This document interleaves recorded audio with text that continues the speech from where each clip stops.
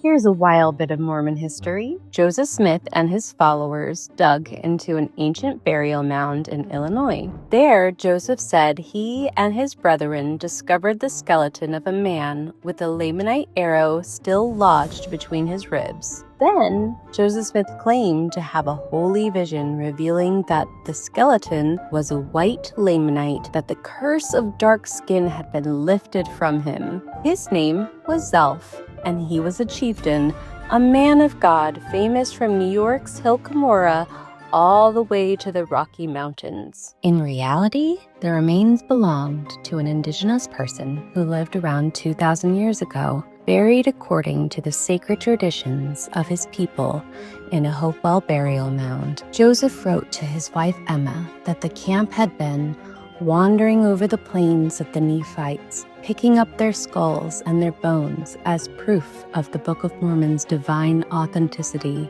For early Latter-day Saints, this discovery was a thrilling confirmation that the Book of Mormon was true, proof that Israelites had once lived in America.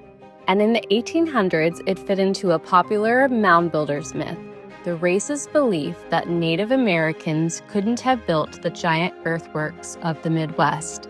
Instead, many imagined they must have been made by a lost race, maybe Israelites, Vikings, or even survivors of Atlantis. But archaeology tells a different story. Almost 1,000 years ago, the real builders of the mounds were indigenous peoples. And right across the Mississippi River from where Joseph Smith would later establish Nauvoo stood Cahokia, the greatest city of ancient North America. Priests tracked the sun with massive wood henges to guide planting seasons.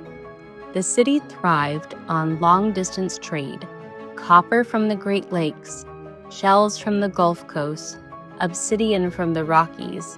Festivals filled the Grand Plaza with thousands. By the mid-1300s, Cahokia was abandoned.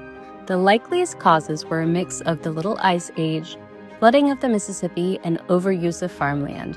Without steady crops, the city couldn't survive. And here's the kicker. Archaeologists found no steel swords, no horses, no wheat, no silk, and no sign of Israelite DNA that the Book of Mormon describes. What they did uncover was even more remarkable: the truth and the remains of a brilliant indigenous civilization whose descendants still live across North America today.